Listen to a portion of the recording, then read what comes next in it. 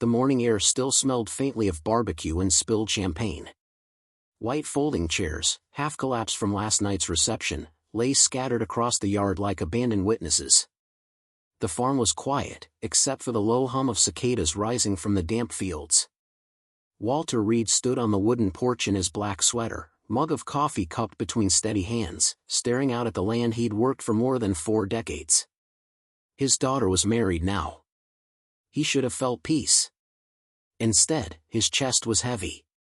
The sound of tires crunching gravel broke the silence.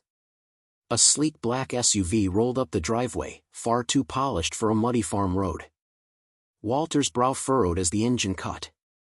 From the driver's side stepped Brandon, his brand-new son-in-law, still in yesterday's pressed suit, the tie loosened but smugness firmly in place. The passenger door opened, and a man in a crisp gray jacket climbed out, carrying a leather briefcase. Walter set his mug on the railing.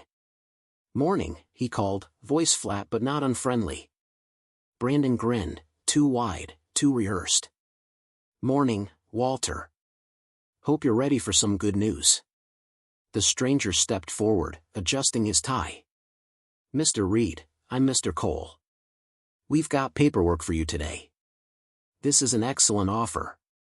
Quick closing, no hassles. You just need to sign here." He snapped open the briefcase and slid a thick folder onto the porch railing. Walter glanced at the papers, but his eyes lingered longer on Brandon. "What's this?" "It's simple," Brandon said, tone dipped in condescension. "We just sold the house. You'll be moving to a nice place in town, somewhere easier. You don't need all this land. We'll handle everything for you." The words hung in the humid air like a bad smell. Walter's jaw tightened, but he didn't flinch. He looked past them, toward the farmhouse window where he caught a flicker of movement. Lily, his daughter, was standing inside, half hidden by the curtain. She didn't step out. She didn't meet his eyes. "Sold the house," Walter repeated softly, testing the taste of the betrayal. He set the papers back on the railing, as though they were dirty. Brandon's grin hardened. "It's done, Walter. You just have to sign to finalize." The stranger tapped the signature line. "Right here. It'll make things easier for everyone." Walter exhaled slowly, letting the anger cool into something sharper. He picked up his jacket from the porch chair, slipped it on, and looked Brandon dead in the eye. "Great," he said, voice steady, almost casual. "Let's go to court first. The judge is waiting for you." The words landed like stones dropped into still water. Mr. Cole's confident smile flickered, and for the first time, Brandon's posture wavered. "What do you mean, court?" Brandon asked, his voice an octave higher, a hairline crack in his arrogance. Walter didn't answer directly. He simply stepped off the porch and walked toward his truck parked by the barn. "Everyone back in the SUV," he said. "You'll want to follow me." The buyer and Brandon exchanged a quick, panicked glance. Lily's shadow at the window didn't move. As Walter climbed into his truck, his hand lingered on the steering wheel, gripping it tighter than necessary. He could feel his heartbeat pressing at his throat, but his expression remained carved in stone. This wasn't surprise, not really. He had seen it coming, little signs dropped like breadcrumbs. But now the trap had finally sprung, and he wasn't the one caught in it. The convoy of cars began to roll down the gravel road, headed toward town. And in the rearview mirror, Walter caught one last look at his farmhouse, standing stubborn against the morning sky. Inside the walls of that house, betrayal had taken root. But inside Walter, something colder had awakened. The game had just begun. The courthouse loomed closer with every mile, but Walter's mind wasn't on the road. It was on the past week, on the quiet, subtle cracks he had ignored until now. Each memory replayed like scenes from a film, sharper now that the truth had stepped out in broad daylight. He remembered the wedding. White chairs lined neatly in rows, a string of fairy lights trembling in the evening breeze, his daughter Lily glowing in a lace gown as she took her vows beneath the cottonwood tree. Guests clapped, glasses clinked, music rose into the warm night air. Walter had smiled through it all, proud and aching at once. But while everyone's eyes were on the bride, his eyes had strayed to the groom. Brandon hadn't been looking at Lily when she walked down the aisle. His gaze had shifted past her, out to the pasture beyond the wooden fence. Walter remembered the way Brandon's jaw tightened, the way his eyes traced the property lines like a man assessing merchandise. It was fleeting, so quick most fathers would have missed it. Walter hadn't. He had tucked it away like a thorn in his chest. Later, during dinner, Brandon's uncle had slapped Walter on the back, greasy smile plastered under two bright lights. "How many acres of this land are usable?" the man asked, voice low, calculating. "Could be worth something, you know." Walter had forced a chuckle, masking the unease crawling up his spine. "Depends who's using them," he'd answered, taking a slow sip of his drink. He remembered how his late wife, Nora, used to warn him that people showed their true colors when they thought you weren't listening. But the signs hadn't stopped at the wedding. 3 days later, Walter found a county tax letter addressed to Reed Blake Holdings. The envelope had landed in his mailbox like a mistake, but his gut told him otherwise. The name was unfamiliar, yet unmistakable. It carried his daughter's maiden name fused with Brandon's surname, like someone had already redrawn the lines of ownership. When Walter asked Lily about it, she had fumbled, eyes darting away. "It must be a clerical error, Dad," she said quickly, her voice too thin to hold weight. Later that night, while fixing himself a glass of water, Walter had paused in the dark hallway, catching the low hum of voices through the thin wall. Brandon's words slid through the plaster. "He's old, Lil. We'll put him in a good place. He'll be comfortable." Walter had stood there motionless, the glass trembling faintly in his hand. Comfortable. As if he were luggage to be stored away, not a man who had built this farm with sweat and broken hands. Back in the present, the courthouse clock tower came into view. Walter's grip tightened on the steering wheel. In the rearview mirror, Brandon's SUV followed, headlights glaring. Behind the tinted glass, Walter imagined Brandon's smug grin softening into doubt. The farm wasn't just land. It was memory stitched into soil. It was Nora hanging laundry under the wide sky. It was Lily, as a child, tumbling off a stubborn pony named Cricket, only to climb back up with tears streaking her cheeks and resolve in her eyes. Every corner of that land held a piece of his life, a piece of hers. To think of it sold like cattle at an auction, it was a violation deeper than theft. Walter inhaled, steady and deliberate. He had seen this coming. That's why, weeks earlier, he had pulled out the safe key Nora once teased him for keeping on a chain in his wallet. He had already started preparing for the storm. The courthouse parking lot spread wide as he pulled in, gravel crunching under the tires. He parked beneath a sycamore tree, stepping out without hurry. Brandon and Mr. Cole emerged from the SUV, their polished shoes out of place on dusty asphalt. Brandon's expression carried forced bravado, but his eyes betrayed something else, a flicker of nerves. Walter adjusted his jacket and met Brandon's stare. He didn't speak, not yet. He let silence work like a knife, slicing the confidence from their steps. Inside, the courthouse air was cool, heavy with the scent of old wood and paper. Each echo of their footsteps across the tile felt like a countdown. Walter's heart was steady now. The betrayal had cut him, yes, but it had also sharpened him. As the doors to Judge Ortiz's chamber came into view, Walter knew one thing with certainty: the game had shifted. Brandon thought he was leading Walter into a corner. But soon, Brandon would realize he had been walking toward a trap the entire time. The stranger at the porch had been the first move. The eyes on the fence had been the warning. And now, the reckoning was about to begin. The courthouse doors closed behind them with a heavy thud, but Walter's mind wasn't locked on the present. As Judge Ortiz's assistant shuffled papers at the desk, his thoughts drifted back to the night he realized what Brandon was planning. It had been nearly midnight when Walter drove into town, headlights sweeping across empty storefronts and shuttered diners. He parked by the county clerk's office where a single light burned on the second floor. Maggie Holt, his oldest friend, had promised to wait for him. She was still in uniform, gray cardigan, hair pulled into a bun, tired but steady. "You picked a hell of a time to come snooping," Maggie said, sliding a thermos across the counter. "But I figured if you were calling this late, it had to be serious." Walter took the coffee but didn't drink. "It's Brandon. Something's wrong. He's got Lily wrapped up in papers. Companies. I found a tax letter with her name and is smashed together. Reed Blake Holdings."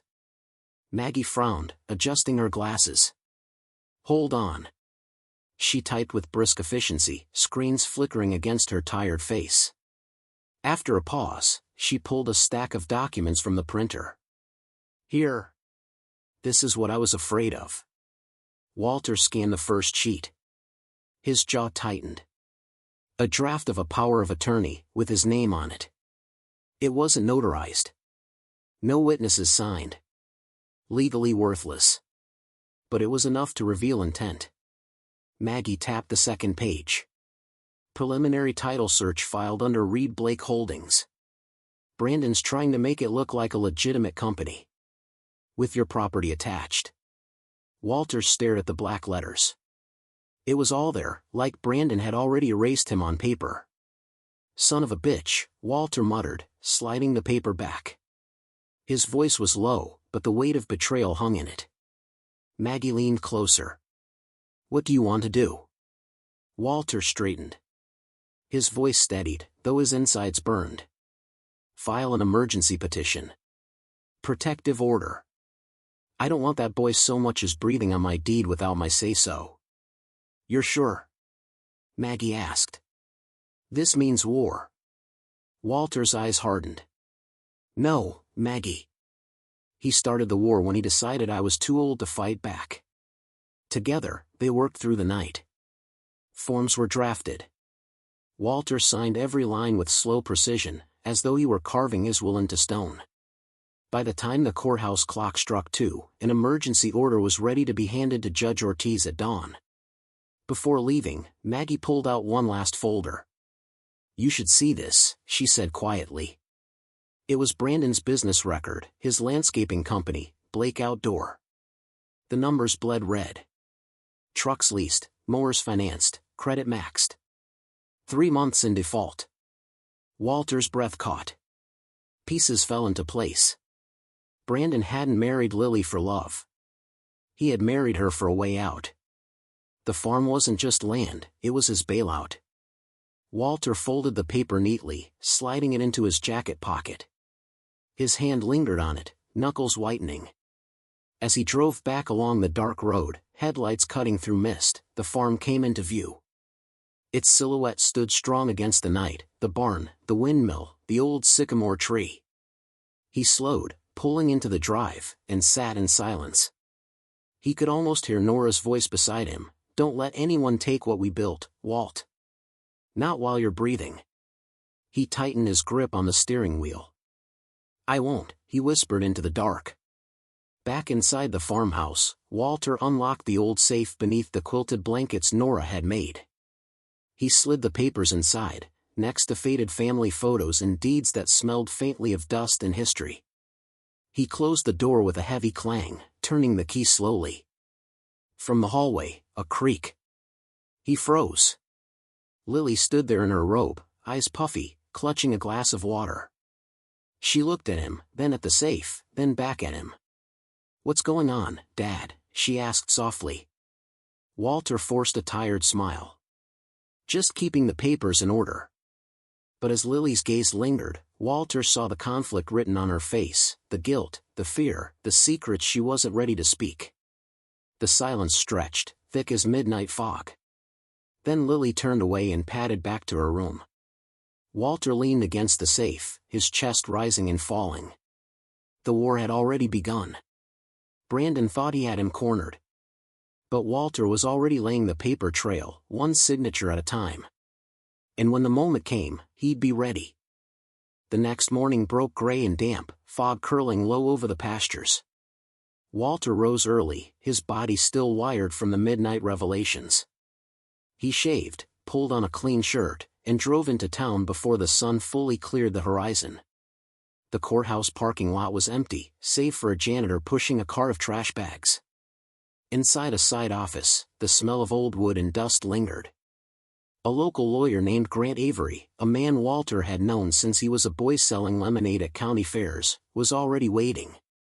Avery's suit was worn at the elbows, but his eyes were sharp, his tone precise. "You're serious about this, Walt?" Avery asked, sliding a stack of papers across the desk. Walter nodded. "Dead serious." The documents were thick, each page a wall being built. The Reed Family Land Trust. A life estate deed reserving Walter's right to live on the farm until his death. A clause ensuring the land could never be chopped up or sold to speculators, only passed to Lily or, if she chose otherwise, preserved by the county conservancy. Avery tapped the last page. "Once this is signed and filed, Brandon can bring 100 buyers to your door, and it won't matter. The land is locked. You'll have the legal shield, not just the moral one." Walter picked up the pen. His hand didn't shake. He signed each line with deliberate strokes, as if engraving the paper with decades of sweat and memory. The pen scratched like a whisper across the room. "This is mine. This is Nora's. This is Lily's birthright." When he was finished, Avery slid the papers into a manila folder and sealed it. "We'll get these stamped today. But keep this copy safe. Don't tell a soul yet, not even Lily." Walter paused. "Not even her?" Avery's gaze softened. "She's young. Scared. If she slips and Brandon hears, he'll move faster. You need time." Walter exhaled slowly, nodding. "Time's the one thing I still have." On the drive back, the fog had lifted, revealing fields bathed in pale morning light. Walter stopped at the ridge, looking over the rows of corn and the leaning red barn. He could almost hear Nora's laughter carried in the wind, like she was there beside him. "Don't worry," he murmured. "They won't take it. Not while I'm breathing." That evening, the farm settled into its usual rhythm. Lily cooked in the kitchen, though her movements were nervous, distracted. Walter watched from the table as she stirred stew too long, her hand trembling when Brandon entered the room. Brandon's tone was sharp, his questions quick. "Did you talk to your dad about moving? Did he say yes?" Lily hesitated, her eyes flicking to Walter, then away. Walter kept his face calm, spooning his stew like nothing was wrong. But inside, his resolve hardened. He saw the fear in Lily's eyes. He saw the way Brandon leaned on her, pressing, pushing. Later that night, Walter carried the sealed manila folder upstairs. Instead of hiding it in the safe, he slid it beneath the old floorboard in Nora's room, covering it with a woven rug she had made decades ago. The wood groaned, settling back into place. He stood there in the dim light, staring at the shadows stretching across the room. The trust papers were silent, but they pulsed with power. They were more than signatures, they were a fortress. From downstairs, Brandon's laughter rang out, loud and false. Walter's jaw tightened. Brandon thought the farm was already his. He strutted around like a man measuring walls he'd soon repaint, a conqueror staking claims. But Walter knew the truth. The farm was locked. Every signature, every clause was a nail in Brandon's coffin, though he didn't know it yet. And when Brandon finally came to demand more, Walter would let him believe he still held the upper hand. Because sometimes the quietest signatures cut the deepest. The days that followed were strangely calm, almost too calm. Brandon strutted across the farm like a man rehearsing ownership. He walked the fence lines with a tape measure dangling from his pocket, scribbling notes in a small black book. He poked his head into the barn, running his hand along the beams as though pricing lumber in his head. Walter said nothing. He simply rocked slowly on the porch chair, watching with the quiet patience of a man who had seen storms gather before. His silence was deliberate, a trap dressed as surrender. One afternoon, Brandon dropped onto the porch bench, his polished shoes dusty from the pasture. "So, Walter," he began, tone falsely casual, "have you thought more about those apartments Lily showed you? Place in town, near the diner. Elevator, no stairs to climb. Seems perfect for you." Walter leaned back, sipping his coffee. "Maybe," he said evenly. "Might be time I tried something different." Brandon grinned, mistaking patience for weakness. Exactly. And with the farm in new hands, you'll be taken care of. No more work, no more worries. From the kitchen window, Lily's face flickered into view. She wasn't smiling. Her hands fidgeted with the dish towel, twisting it into knots. Walter caught her reflection in the glass and knew she was trapped between loyalty and fear. That night, the tension spilled. Walter was setting the table when Brandon's voice snapped from the kitchen. You need to convince him, Lil. He's dragging his feet. This deal won't wait forever. Lily's reply was hushed, but Walter heard every word. He's not ready, Brandon. It's his home. You can't push him like this. Brandon's tone hardened. We agreed this was the plan. Do you want to live in this broken-down place forever? He's old, Lil. He'll be fine. We need to think about us now. Walter paused, spoon in hand, his jaw tightening. He placed the spoon down carefully, as though the calmness of the gesture could hold back the storm brewing inside him. When they sat for supper, Walter ladled stew into bowls as though nothing had been said. He passed bread to Lily, offering her a steady glance. She didn't meet his eyes. Brandon, meanwhile, shoveled food noisily, already talking about future renovations and property potential. Walter let him talk. Every word was a nail sealing Brandon's own coffin, though the boy didn't know it. Later, after the dishes were cleared, Walter stepped out onto the porch. The night was cool, the sky heavy with stars. He lit his old pipe, something he hadn't done in years, and let the smoke curl into the dark. His mind was calm now, sharper than ever. Brandon believed he had him softened, worn down. But the quiet signatures beneath Nora's rug told another story. Lily joined him after a while, arms wrapped tight around her. She looked small, her shoulders trembling. Dad, she whispered, Brandon, he just wants what's best. Walter turned to her, his voice steady. Does he, Lily? Or does he want what's best for himself? Her lip quivered. She didn't answer. Instead, she sank into the porch chair beside him, tears slipping silently down her cheeks. Walter didn't press further. He let the silence sit, heavy and truthful. Behind them, through the farmhouse windows, Brandon paced like a man already counting his fortune. He laughed once, loud, sharp, empty. Walter puffed his pipe, eyes narrowing. The false peace was almost complete. Brandon thought the battle was won. But the storm was only gathering its strength. The morning broke sharp and clear, the kind of morning that carried no excuses. Walter was already on the porch when the black SUV rolled up again, its tires grinding over the gravel like teeth. Brandon stepped out first, crisp suit, chin lifted too high. Behind him came Mr. Cole with the same leather briefcase, his expression rehearsed but less certain than before.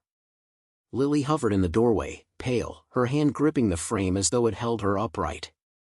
Today's the day, Brandon announced, striding toward the porch with the arrogance of a man who thought the world owed him. We're finalizing everything. Walter stood slowly, pulling on his jacket. His movements were deliberate, as though he had all the time in the world. He glanced at Lily. Lock the door behind me, sweetheart, he said softly. Turning to Brandon and his partner, he spoke louder. If you want this done right, we'll do it where it counts, at the courthouse. Mr. Cole's brow creased. Brandon hesitated. Why the courthouse? We can finish it here. Walter stepped off the porch, boots crunching the gravel. Because that's where judges sit. And this farm doesn't move without a judge seeing it. He climbed into his truck. The engine rumbled to life. Follow me, he said through the rolled-down window. Brandon muttered under his breath but signaled to Mr. Cole. The SUV swung in line behind Walter's pickup, dust swirling up in their wake. The drive into town felt like a march. The farm field stretched endlessly on both sides, but Walter's eyes stayed forward, fixed on the road and the courthouse spire rising in the distance. His hands gripped the wheel tight, though his face betrayed nothing. In the rearview mirror, he caught a glimpse of Brandon's smug expression pressed against the SUV glass. By the time they reached town, the courthouse parking lot was already filling with cars. The morning sun bounced off the tall windows, the brick walls casting long shadows across the square. Walter pulled into his usual spot beneath the sycamore tree. He stepped out, shoulders squared, walking like a man who belonged there. Inside, the courthouse smelled of varnished wood and dust, the sound of footsteps echoing sharply across the marble floor. Brandon's voice carried too loud, too confident. "We're here to make it official," he told the clerk at the desk. "Farm sale. Mr. Reed is signing today." The clerk's eyes flicked from Brandon to Walter. Walter simply nodded once. "We'll see Judge Ortiz." The clerk made a call. Moments later, a bailiff led them toward the heavy double doors of courtroom 2. Each step down the long hallway landed like a drumbeat. Brandon's pace was quick, cocky. Walter's was steady, unshaken. Inside the courtroom, Judge Ortiz sat high on the bench, glasses perched low on her nose, a stack of files before her. She looked up as they entered, her expression unreadable. "Mr. Reed," she said with a small nod. "Mr. Blake. Mr. Cole. Sit." The sound of chairs scraping across the wooden floor echoed like thunder in the silence. Walter took his seat without hurry, laying his hat on the table. Brandon tossed a smirk toward Lily, who had slipped in quietly and now sat near the back, wringing her hands. The judge shuffled her papers. "Mr. Reed has filed for an emergency protective order regarding his property," she began, her tone cool and deliberate. "We will hear both sides before making a ruling." Brandon shot up from his chair before anyone else could speak. "Your Honor, I'm only trying to help manage my father-in-law's affairs. He's not well, and he's agreed to move somewhere better suited for him. This sale is for everyone's benefit." Walter didn't move. He kept his eyes fixed on the judge, waiting, knowing patience was its own weapon.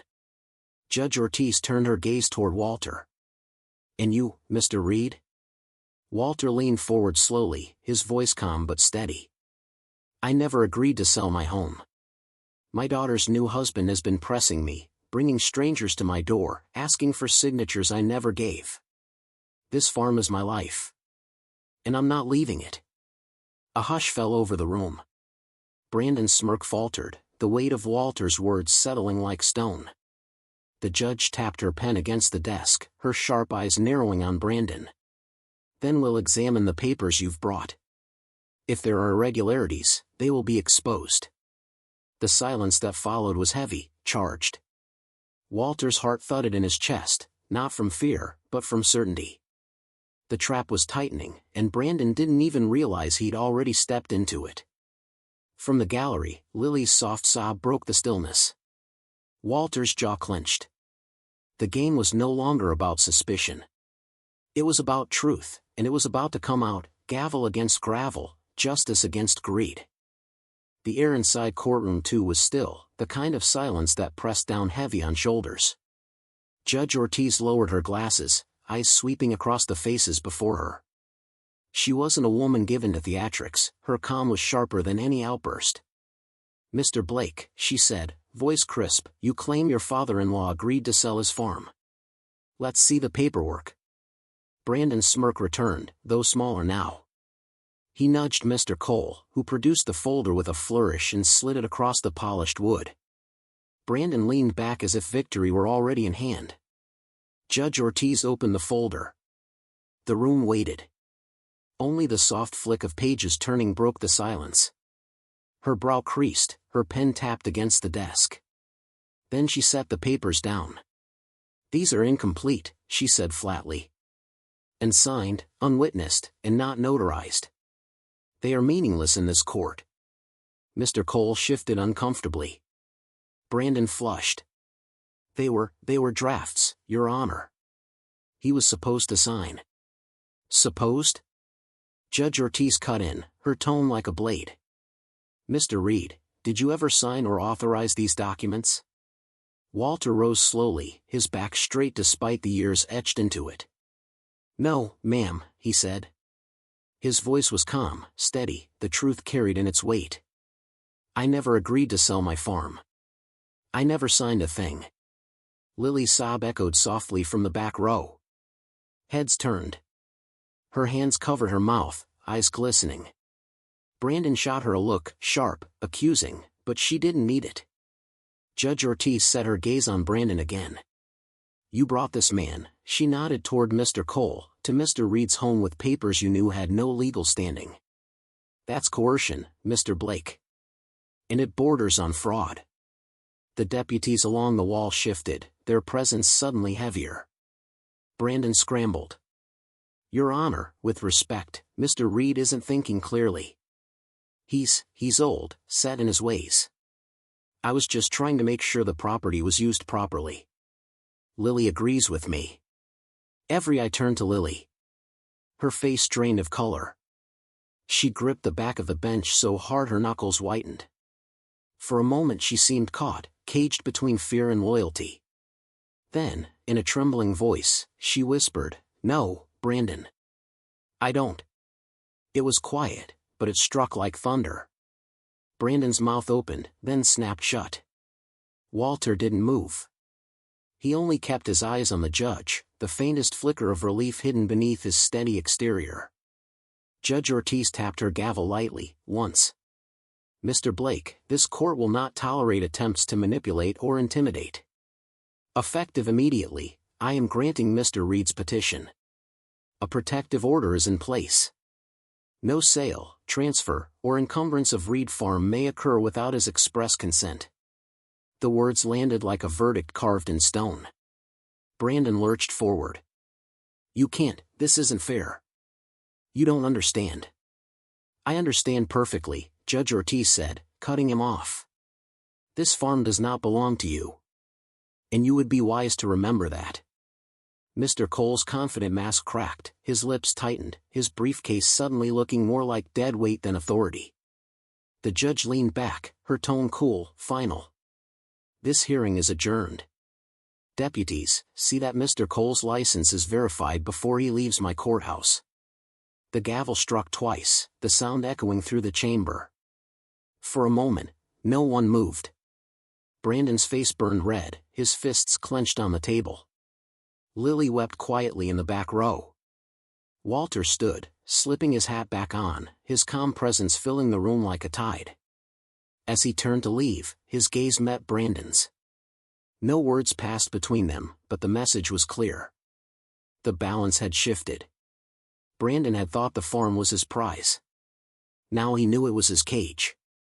And Walter hadn't even shown his strongest card yet. The courthouse hallway buzzed with low murmurs as people filed out of courtroom 2.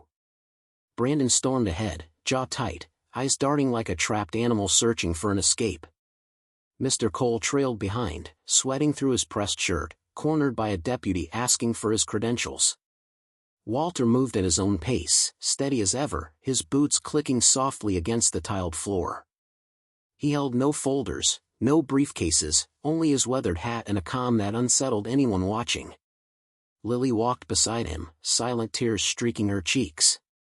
Dad, she whispered, her voice breaking, I'm sorry. I didn't know it would go this far. He told me it was just paperwork. That it was temporary. Walter didn't stop walking. Temporary theft is still theft, he said gently. But don't you carry his guilt. He made the choice. They reached the lobby where Brandon was pacing like a caged bull, his voice rising in frustration. This isn't over, Walter. You think some old judge can stop progress? You'll have to move eventually. The farm will be ours one way or another. Walter paused, tilting his head. His eyes sharpened. Will it now? He reached into his jacket and pulled out a manila folder, thick and weighty. He hadn't needed it in the courtroom yet, but now, in the echo of Brandon's arrogance, it was time. He opened the folder slowly, each rustle of paper deliberate, letting the tension stretch. Brandon's eyes followed the movement with growing unease. These, Walter said, holding up the first page, are your loan records. Blake Outdoor, isn't it? That flashy landscaping company with the trucks and machines. Says here you're 3 months behind. Brandon froze. His face twitched. That's none of your business. Walter's voice stayed calm, each word measured. It became my business last week, when I bought the note from the bank. Cheap, too. Seems your debts weren't worth much anymore. Gasps rippled through the lobby. Even Lily's eyes widened, her tears pausing in shock. Walter held up another sheet. This paper says I now own that debt. Every truck, every mower, every fancy piece of equipment, you don't make the payment, they're mine. And since you're already in default, he let the words hang. Brandon's bravado cracked. You wouldn't. I already did, Walter said, slipping the papers back into the folder. You brought a buyer to my door, tried to steal my home. So I brought the bank to yours. Fair trade. For the first time, Brandon looked smaller. His chest deflated, his fists unclenched. The courthouse lights seemed too bright on his flushed face. You ruined me, he spat, voice low, almost trembling. Walter stepped closer, his shadow falling across Brandon. No, son. You ruined yourself. All I did was shine a light on it. Lily covered her mouth, torn between heartbreak and relief. She saw Brandon clearly now, not the charming man who had swept her off her feet, but the desperate, greedy boy who thought marriage was a shortcut to fortune. The bailiff cleared his throat, signaling the moment was over. People drifted past, whispering, stealing glances at the defeated son-in-law and the father who stood like a stone pillar. Walter tucked the folder back under his arm, his voice calm but final. You tried to make me sign papers that weren't mine. But I made sure the only signature that matters is yours, and it's already 3 months late. He tipped his hat, then turned to Lily. Come on, sweetheart. Let's go home. As they stepped out into the bright sunlight, Brandon stayed behind, his shoulders sagging. For once, he had no words. The trap he thought he'd set had been flipped, the manila folder slamming shut on every one of his schemes. But Walter knew the war wasn't over. The boy would come again, desperate men always did. And when he did, the truth buried beneath the trust papers upstairs would finish what this folder had started. The drive back to the farm was silent except for the hum of tires on asphalt. Walter kept his eyes on the road, steady hands gripping the wheel, but his thoughts churned. He had played his card, revealed the debt, and for now, Brandon was cornered. Yet betrayal didn't fade in a single afternoon, it lingered, clung like smoke in old curtains. Lily sat in the passenger seat, hands clasped so tightly in her lap her knuckles whitened. She stared out the window, farmland blurring past. Twice she opened her mouth to speak, and twice she closed it again. Finally, just before they turned onto the gravel drive, she whispered, Dad. I don't know what to do. Walter's gaze softened, but he didn't take his eyes off the road. You already know, Lil. You just don't want to see it yet. The farmhouse came into view, its porch bathed in the glow of the setting sun. Walter parked the truck and stepped out, boots crunching against the gravel. He walked toward the porch with the slow patience of a man who had waited all his life for moments of truth. Lily lingered behind, torn, before following him up the steps. Inside, the house smelled of cedar and old quilts. Walter went straight to the kitchen, filling the kettle, while Lily drifted to the living room where Brandon was already waiting. He had beaten them home, his jacket tossed carelessly on the couch, pacing like a restless wolf. When he saw Lily, his expression twisted, half relief, half fury. What the hell was that, Lil? You just stood there. You let your father humiliate me in front of everyone. Lily flinched at his tone. Brandon, you lied to me. You said it was just paperwork, that Dad agreed. But he never did. Brandon stepped closer, lowering his voice, coaxing now. I did it for us. Don't you get it? This farm is dead weight. With the sale, we could start fresh, build a real life. You think your dad's going to leave us anything? He'll run this place into the ground before he ever lets it go. Lily's eyes shimmered with tears. It's not dead weight. It's my home. It's where Mom, her voice cracked, the memory of Nora pressing heavy on her chest. Walter appeared in the doorway then, silent, his presence filling the room.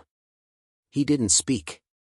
He just looked at Lily, letting her see in his eyes that he wasn't asking her to choose him over Brandon, he was asking her to choose the truth over lies. The silence stretched, broken only by the whistle of the kettle in the kitchen. Brandon's face hardened. "Don't look at him like that, Lil. He's manipulating you. He wants you chained here forever. We're supposed to build a future together. You and me." Lily wiped her tears, her shoulders trembling. "A future built on stealing from my father?" she asked, her voice shaking but louder now. Brandon's jaw clenched. "It's business.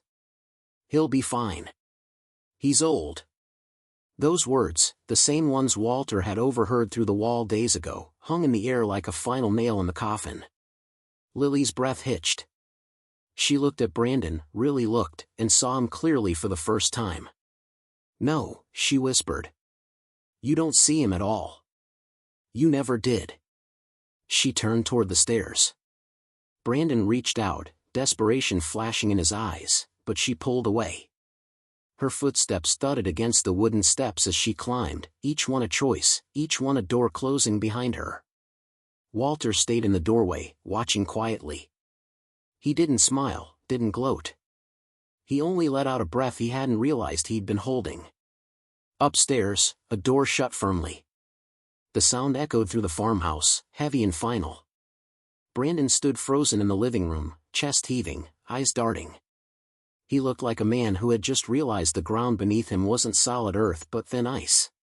Walter finally spoke, his voice low and steady. "That was her choice. Not mine. Remember that." Brandon turned, his face pale with fury. "You think this is over, old man?" Walter's gaze was unwavering. "No, son. I think it's just beginning." The house fell silent again, the air thick with endings and beginnings. Upstairs, Lily pressed her back against the closed door, tears running freely. She had chosen, but choices always carried consequences. And downstairs, Brandon's shadow stretched long against the floor, a reminder that desperate men rarely walk away quietly. The next morning dawned cold and brittle, a thin frost silvering the fields. Walter rose before the sun, as he always had. He stepped onto the porch with a mug of coffee, letting the air bite his lungs. The farm stretched wide before him, every fence post and plow line etched with memory. This land remembered more than any man ever could. Nora's laughter echoed faintly in the wind, like a sound carried through time. Walter saw her as she had been, hanging sheets on the line, hair whipped by the breeze, her voice calling Lily to come inside for supper. Every tree, every worn path, held her. It was why he had fought, why he couldn't let Brandon's greedy hands strip the farm of its soul. Behind him, the door creaked open. Lily stepped out, wrapped in a blanket, her face pale but steadier than the night before. She sat beside him, clutching a mug of tea. They didn't speak for a while. The silence was their language. Finally, she whispered, "I chose you, Dad. But it feels like I lost everything else." Walter turned, his eyes soft. "You didn't lose, Lily. You saw the truth. That's more than most ever do." Her eyes glistened. "What happens now?" Walter set his mug down, pulling out a sealed envelope from his jacket. "Now, you see what I've already done." She frowned, taking the envelope with trembling hands. Inside, she found the trust papers, the Reed Family Land Trust. She scanned the lines, confusion furrowing her brow. This isn't just about keeping it from Brandon," she said slowly. "It says the farm goes into a conservancy. That it becomes public land?" Walter nodded, his voice low but firm. "Months ago, before Brandon even proposed, I saw where things were heading. Developers circling like vultures, folks asking if I'd sell. I made sure this land can never be chopped up or paved over. It'll stay a farm. For you, for the community, for anyone who needs a place to begin again." Lily's hand flew to her mouth. Tears welled in her eyes, not from grief this time, but from the weight of love. "Mom would have wanted this," she whispered. Walter looked out across the fields. "That's why I did it. She's still here, Lil. In the soil. In the walls. And now she always will be. The screen door banged behind them. Brandon stood there, hair disheveled, his eyes hollow from a sleepless night. He took in the scene, the papers in Lily's lap, Walter's calm presence, and his face twisted with rage. "You think you've beaten me," he spat. "You lock the land up, ruin my business, turn my wife against me, and you call yourself a good man?" Walter didn't rise. He only looked at Brandon with quiet pity. "I didn't ruin you, Brandon. You did that yourself." Brandon's fists shook. "You'll regret this. Both of you will." Lily stood then, clutching the trust papers to her chest. Her voice was trembling but strong. "No, Brandon. I regret ever believing you loved me more than what you could take from me. That ends now." For a moment, Brandon looked as though he might explode. His chest heaved, his face blotched red. But then his shoulders slumped, his anger collapsing into something smaller, defeat, or perhaps fear. He turned on his heel and stormed off the porch, the gravel crunching under his steps. Walter and Lily watched him disappear down the drive, a shadow shrinking in the distance. The farm fell quiet again. A hawk circled high overhead, its cry sharp against the morning air. Walter placed a hand over his daughter's, steady and warm. "What the land remembers, it keeps," he said softly. "And it will keep us, Lil. No matter what storms come." She leaned her head against his shoulder, the trust papers still clutched tightly in her hands. For the first time in weeks, she felt safe. But Walter knew safety was never permanent. Not when desperation still lived in Brandon's bones. The fight was quieter now, but it wasn't finished. And the land, ancient, unyielding, waited for what came next. The next morning dawned cold and brittle, a thin frost silvering the fields. Walter rose before the sun, as he always had. He stepped onto the porch with a mug of coffee, letting the air bite his lungs. The farm stretched wide before him, every fence post and plow line etched with memory. This land remembered more than any man ever could. Nora's laughter echoed faintly in the wind, like a sound carried through time. Walter saw her as she had been, hanging sheets on the line, hair whipped by the breeze, her voice calling Lily to come inside for supper.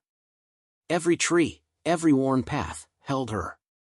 It was why he had fought, why he couldn't let Brandon's greedy hands strip the farm of its soul. Behind him, the door creaked open. Lily stepped out, wrapped in a blanket, her face pale but steadier than the night before. She sat beside him, clutching a mug of tea. They didn't speak for a while. The silence was their language. Finally, she whispered, "I chose you, Dad. But it feels like I lost everything else."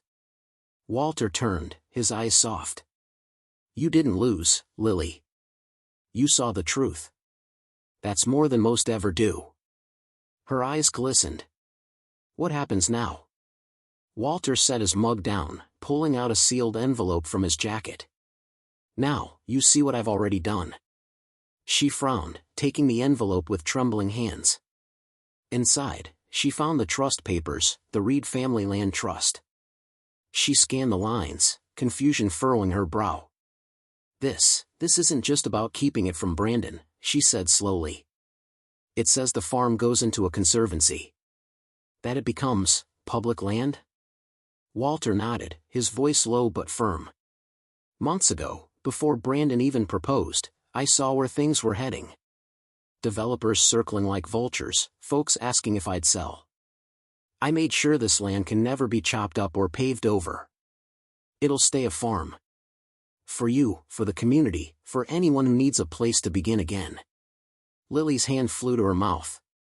Tears welled in her eyes, not from grief this time, but from the weight of love. "Mom would have wanted this," she whispered. Walter looked out across the fields. "That's why I did it. She's still here, Lil. In the soil. In the walls. And now she always will be." The screen door banged behind them. Brandon stood there, hair disheveled, his eyes hollow from a sleepless night. He took in the scene, the papers in Lily's lap, Walter's calm presence, and his face twisted with rage. "You think you've beaten me?" he spat. "You lock the land up, ruin my business, turn my wife against me, and you call yourself a good man?" Walter didn't rise. He only looked at Brandon with quiet pity. "I didn't ruin you, Brandon. You did that yourself." Brandon's fists shook. "You'll regret this. Both of you will." Lily stood then, clutching the trust papers to her chest. Her voice was trembling but strong. "No, Brandon.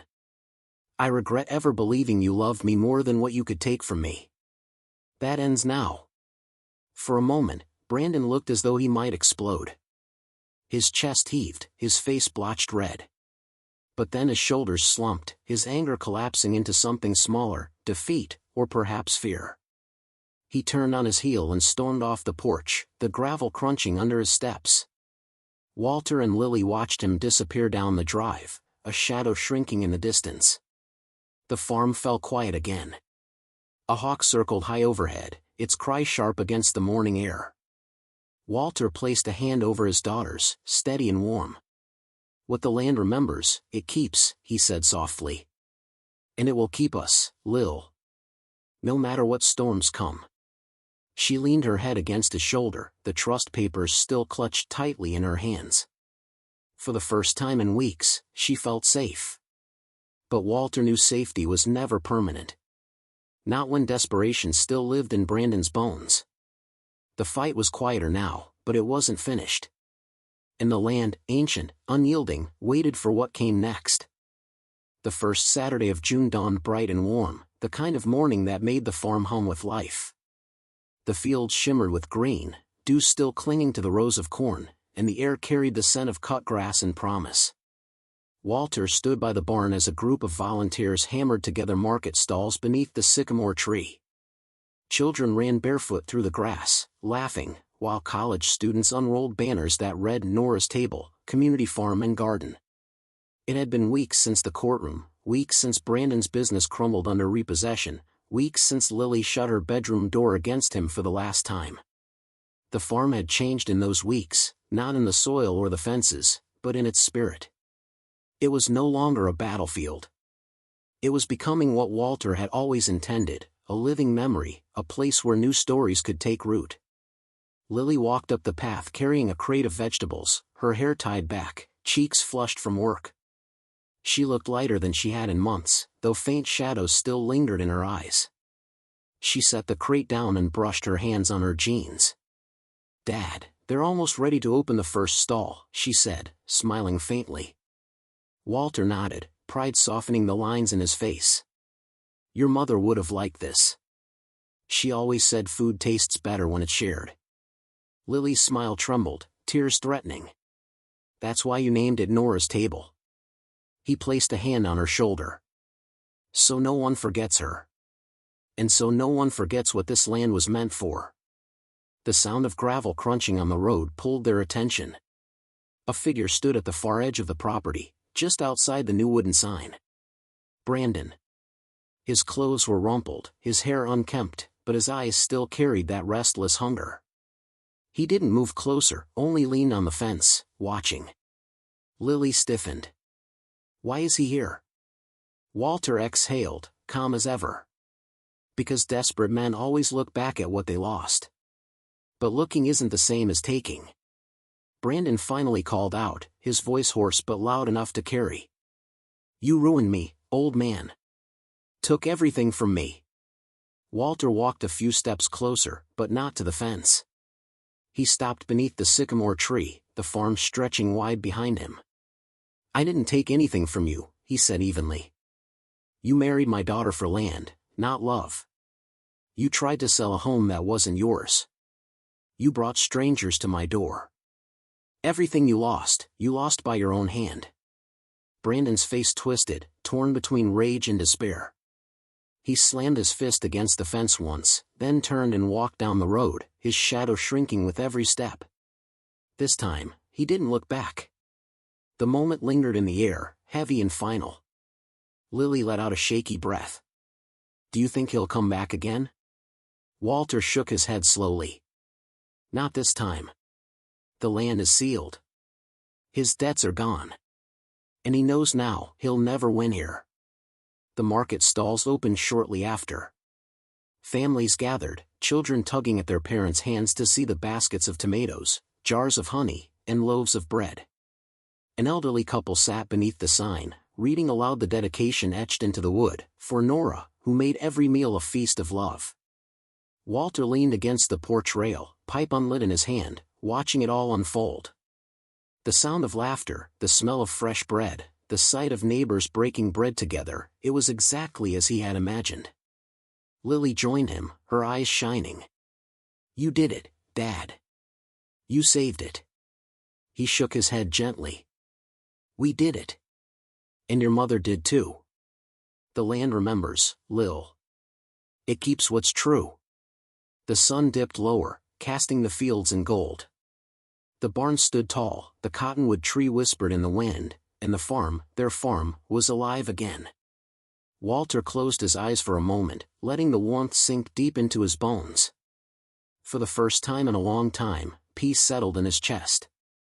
Revenge had been served, but it wasn't just about punishment. It was about protection, about legacy, about turning betrayal into something that would last. And as laughter rose from Nora's table, echoing across the fields, Walter knew this wasn't the end of the story. It was the beginning of 100 new ones, all rooted in the soil that no stranger could ever buy. The land had remembered. And now, it would never forget.